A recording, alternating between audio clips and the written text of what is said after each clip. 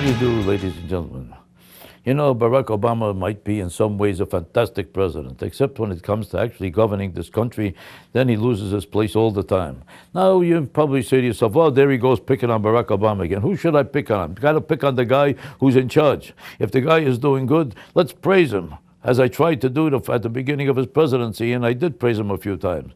Now let's see what he's doing. Don't you think we should deserve to know if what he's doing makes sense or not, if he's doing what he's doing is right or wrong? Like he just came to the Jay Leno show in the middle of the worst downfall that he claims is the worst depression since the depression of 1928-32. There never was such a terrible depression. If there's a terrible depression in your house, you go to a comedy show 5,000 miles away at the government's expense when you claim that every penny counts and it's disgusting to waste a quarter and we have to husband all our resources only for the most important things, like what? Like forgetting that he's president and he's campaigning all of a sudden, and for his own popularity he has to go to a comedy show so that he could talk to the people. Why is it so important to talk to the people? Except for his own popularity. Everybody in Congress is on his side. He has a great majority of Democrats in the Congress, so he has no trouble getting his bill passed, and it was passed without any problem. Now, what does he want? He wants public support. Why does he want public support? To maintain his own popularity. So for his own popularity, he goes to the Jay Leno show and sits there and tells some stupid jokes, and I say stupid jokes advisedly when he compared them to the impaired people in the Olympics. Oh, that's very good, Mr. President. This is like Special Olympics or something. No, If Bush said a thing like that, he would have been destroyed. Imagine if Sarah Palin did it. You would have had headlines all over the country. All she had to do was say hello, and they said she made a fool out of herself, and they made headlines out of it, that nothing was more stupid than the way she says hello. Now he says a really disgusting thing to make a joke out of the impaired people in the Olympics. And everybody says, well, he knows he didn't mean it, and you know he didn't mean it, and you know he just said it, and you know he didn't have his heart in it, and you know his mouth was working, but he didn't know it was moving, and he didn't know words were coming out when he was talking, and they blow it off like he meant nothing, and he said nothing, and it doesn't count.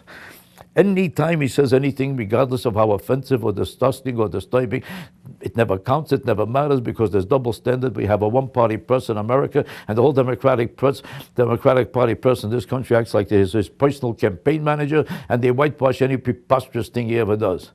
Like, let's be honest about it. He said the war would be over as soon as he becomes president, because he said it's a preposterous war. He called General Petraeus practically a moron. He said there's no excuse for this war, and he's going to end it immediately because this is the most terrible, most disgusting war of all time. There's no excuse for it. There's no reason for it. And we should end it in a second. The day he becomes president, it'll be all over.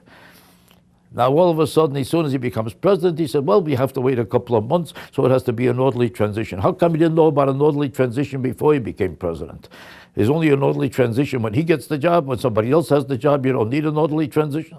So he said it'll take 2-3 months. Then he said, well, I had a meeting with people, and I found out it has to take 6 months. Then he said 6 months is really a good time, except for the fact that it's not orderly enough. It has to be more orderly. It's only semi-orderly. It'll be 9 months. 9 months is not exactly as orderly as I wanted it to be, because there's still dangers involved in certain places. We don't know exactly where, because Iraq is not his field. So he made it 12 months. Then he made it 16 months. Then at the end of it, he says, well, it's exactly 18 months and we're going to get out. Now, Bush had a timetable that required only about 15 or 16 months. And he made it 18 months, which is at least as long as Bush, or maybe an extra couple of months. So when Bush said it, they said it was disgusting because there's no excuse for it.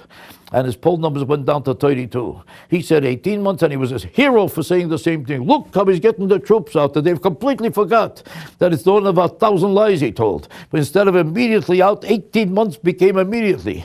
Since when is 18 months immediately? Immediately means in an hour.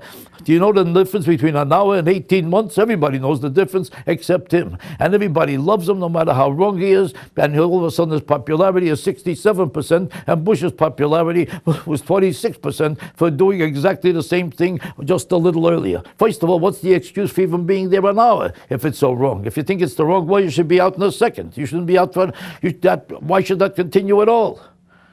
If a guy's punching somebody in the mouth and you say to him, wait a second, it's the wrong guy, would the guy say, well, I can't help it, I started already?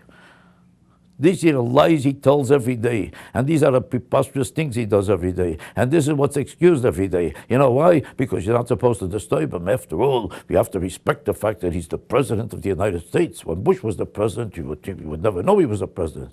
You would think he was working in somebody's kitchen. And they criticize him like he was a moron. When he makes a moron out of himself or a liar out of himself, they say, not nice to pick on him. After all, we should thank God he's the president.